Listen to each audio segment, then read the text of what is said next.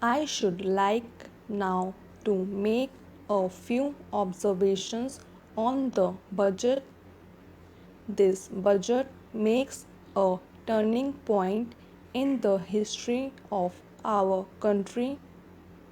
It is no use attempting, as some of my friends have done, either to depreciate the budget very strongly or to suggest that we are not witnessing a new revolution in our methods of fiscal training and technique.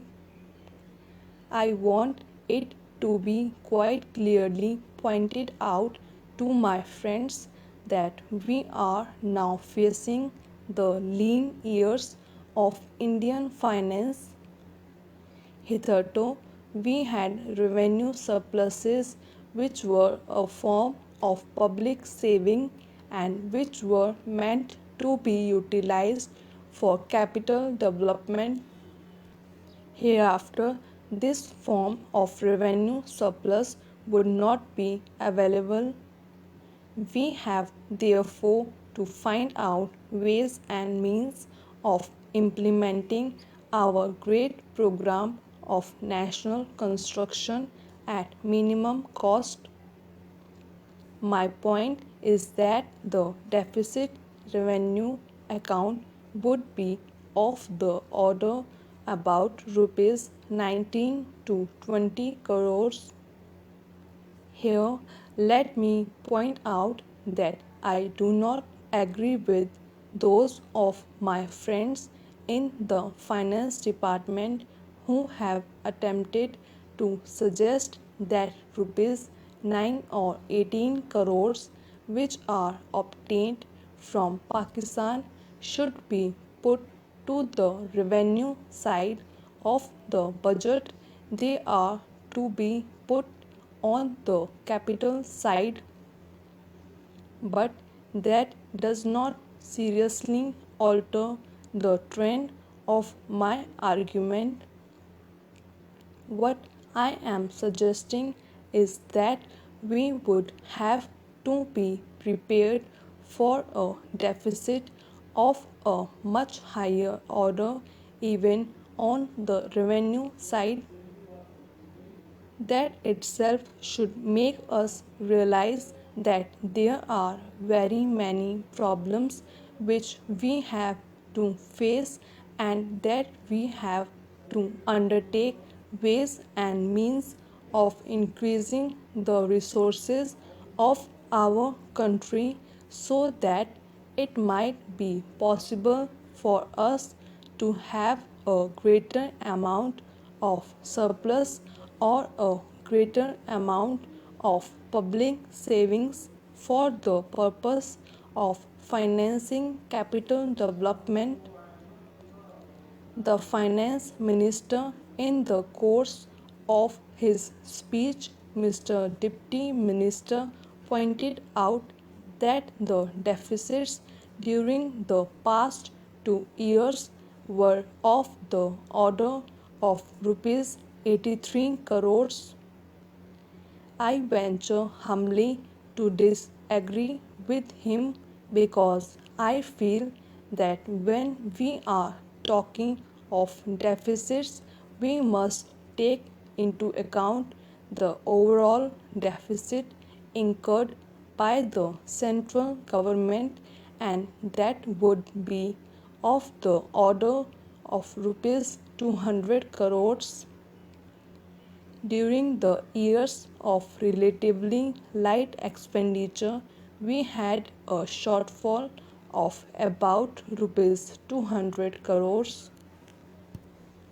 Undoubtedly, now when we are going to have a very great amount of expenditure, we might have a greater amount of deficit, and we would have to find out ways and means of trying to meet our capital expenditure. Some members have pointed out that deficit financing is good. Others have pointed out that it is poison. One honorable member who preceded me pointed out that it could be taken like a tonic. Now, I am not willing to enter into the merits of deficit financing or demerits of deficit financing in an academic spirit.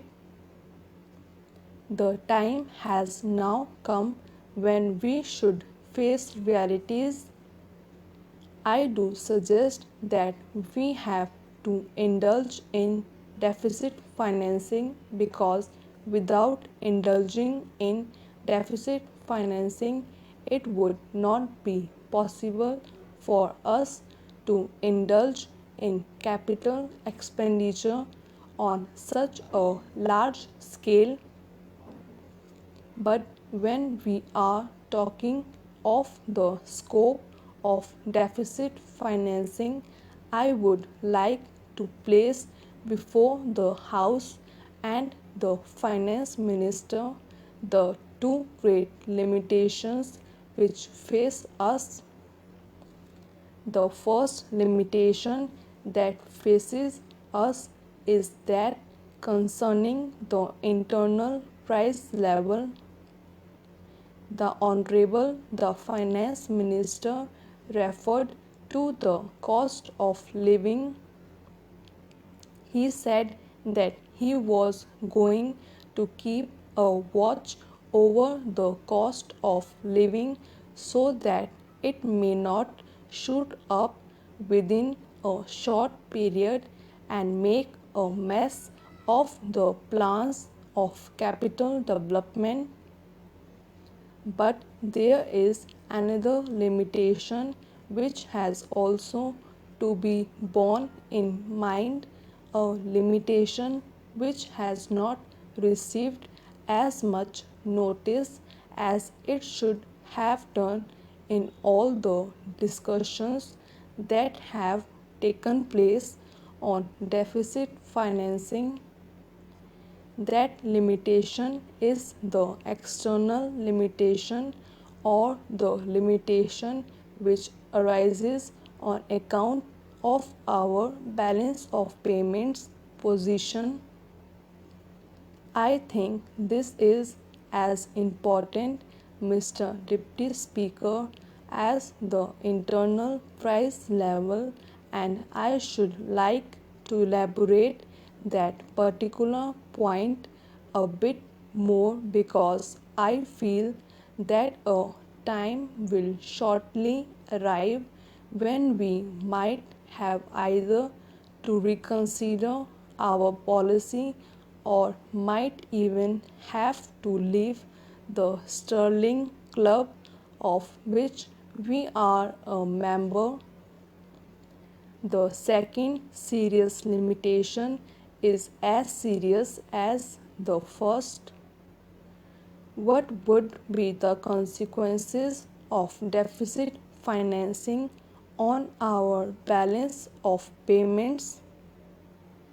The Finance Minister in his budget speech points out that so far as the balance of payments position is concerned, they have now, whether it is by accident or design, a favorable balance, and they have contributed about rupees 63 crores to the dollar pool during the past 6 months.